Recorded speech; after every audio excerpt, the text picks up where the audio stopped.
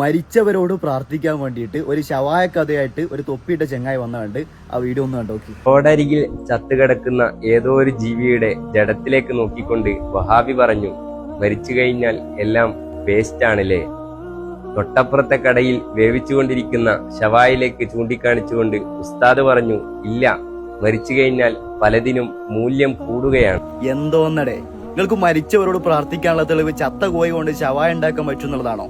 ഇന്നക ലാ തുസ്മിഉൽ മൗതാ, നിങ്ങൾക്ക് മരിച്ചവരെ കേൾപ്പിക്കാൻ പറ്റൂല എന്ന് വിശുദ്ധ ഖുർആനിൽ അല്ലാഹു തആല പറയാണ്. ഇൻ തദൂഹും, നിങ്ങൾ അവരോട് പ്രാർത്ഥിച്ചാൽ ലാ യസ്മഉ ദുആക്കും, നിങ്ങളുടെ പ്രാർത്ഥന അവർ കേൾക്കൂല.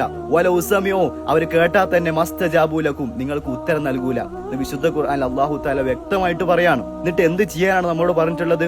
ഉദ്ഉനി അസ്തജിബ് ലക്കും, നിങ്ങൾ എന്നോട് പ്രാർത്ഥിച്ചു, ഞാൻ നിങ്ങൾക്ക് ഉത്തരം നൽകാം. വഇദാ സഅലക ഇബാദി അന്നി, എന്റെ അടിമകൾ എന്നെ പറ്റി ചോദിച്ചാൽ അവരോട് പറയണം, ഫഇന്നി ഖരീബ്, ഞാൻ അവരുടെ സമീപസ്ഥനാണ്, ഞാൻ അവരുടെ ഏറ്റവും അടുത്തുള്ളവനാണ്. ഉജീബു ദഅവത ദാഇ ഇദാ ദഅനി, അവരെന്നോട് ചോദിച്ചാൽ ഞാൻ അവർക്ക് ഉത്തരം നൽകും എന്ന് വിശുദ്ധ ഖുർആനിൽ അല്ലാഹു തആല വ്യക്തമായിട്ട് പറയാണ്. അവിടെ ഇടയാളം മാറി നിർത്താനല്ല, മഹാന്മാരുടെ ഖബറിങ്ങ പോയി ചോദിക്കാനല്ല പറഞ്ഞിട്ടുള്ളത്. ഇതാണ് വിശുദ്ധ ഖുർആൻ പഠിപ്പിക്കുന്നത്.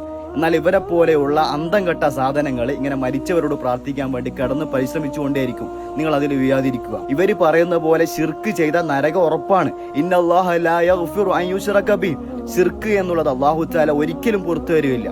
വയഗ്ഫിറു മാ ദൂന ദാലിക ലിമൻ യശാ, അല്ലാത്ത പാപങ്ങൾ അവൻ ഉദ്ദേശിച്ചാൽ അവന് പുറത്തു വരും, പക്ഷെ ശിർക്ക് ഒരിക്കലും പുറത്തു വരില്ല. അതുകൊണ്ട് ഇവരെ പോലെയുള്ള വിഡ്ഢികളുടെ വർത്താനങ്ങൾ കേൾക്കാതിരിക്കുക. വിശുദ്ധ ഖുർആൻ പറഞ്ഞതുപോലെ ജീവിക്കാൻ വേണ്ടി ശ്രമിക്കുക.